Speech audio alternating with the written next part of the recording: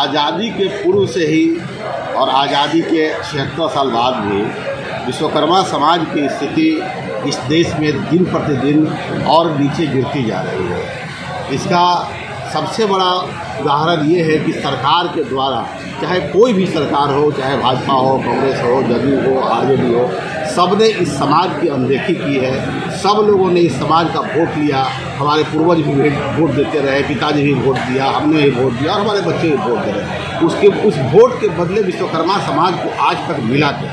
ना हमारा कोई प्रतिनिधित्व है, न पार्लियामेंट में है, न विधानसभा में है। और जितनी भी पॉलिटिकल पार्टियां हैं, ये सब लोग विश्वकर्मा समाज के हक को ठगने का काम कर दिया है। और विश्वकर्मा समाज पर आए दिन देखा जा रहा है, हर जिले में मर्डर हो रहा है, ऊपर अत्याचार किया जा रहा है।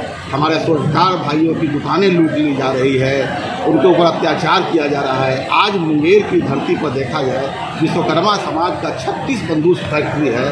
सारे बंदूक फैक्ट्री को बंद कर दिया गया है, उसका रिन्यूअल नहीं किया जा रहा है और उसमें काम करने वाले 5,000 कारीगर भूखमरी के शिकार हैं। आज अगर सरकार हम लोग की बातों को नहीं मानती है तो हम लोग मुंगेर की धरती से यहाँ जन आंदोलन शुरू करेंगे और बंदूक फैक्ट्री को चालू कराने की मांग सरकार से करते हैं और उनके जो काम करने वाले कारीगर थे उनके जीवन यापन का उचित व्यवस्था करें। आज हम लोग बढ़ई, लोहार, सोनार, ठठेरा, कसेरा और कुम्हार सब विश्वकर्मा के पुत्र हैं। आज़ादी के बाद से ही बुद्धिजीवियों द्वारा आपस में सब लोगों को बांट कर रखा गया है। आज अगर हम लोग मिल जाते हैं तो हमारी आबादी लगभग 8 से 9% हो जाता है। 8-9% आबादी किसी भी सरकार को बनाने के लिए और किसी भी सरकार को गिराने के लिए काफ़ी होगा।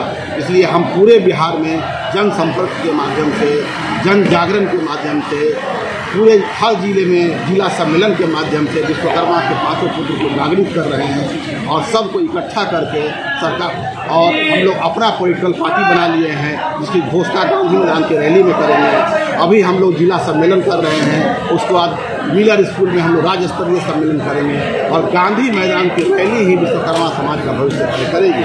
जो भी हिंदुस्तान में पॉलिटिकल पार्टियाँ हैं, पार्लियामेंट का 3 टिकट, विधानसभा का 20 टिकट देगी, विश्वकर्मा समाज उनको वोट देगा।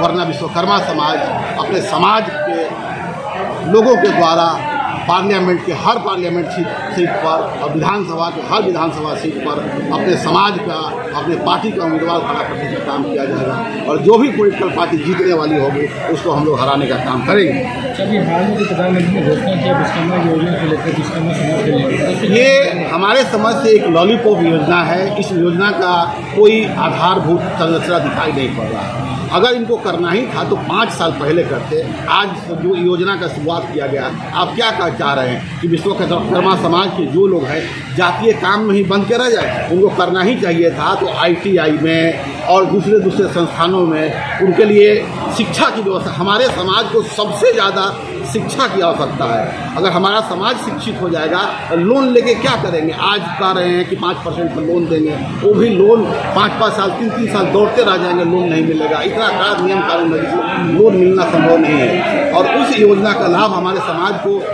कुछ हद तक मिल भी जाए तो अच्छी बात है, लेकिन इस योजना से ज़्यादा जरूरी था कि समाज में हमारे समाज के लोगों को शिक्षित करने का, जो जनजात इंजीनियर है कहा जाता है। और आज पूरे हिंदुस्तान में हवाई जहाज बनाने की बात हो, मंदिर बनाने की बात हो, मस्जिद बनाने की बात हो, चर्च बनाने की बात हो, गुरुद्वारा बनाने की बात हो, राम सेतु बनाने की बात हो, यहाँ तक कि प्रधानमंत्री जिस कुर्सी में बैठते हो कुर्सी बनाने की बात हो, जो मुख्य न्यायाधीश बैठते हो वो कुर्सी बनाने की बात हो, सब हमारे विश्वकर्मा समाज के द्वारा किया गया है। आज हमारे समाज के पास पढ़ने के अलावा कोई रास्ता नहीं, हमारे पास कोई काम नहीं बचा है। Gold jewellery, diamond jewellery, platinum jewellery, silver और स्टोन्स की एक संपूर्ण रेंज।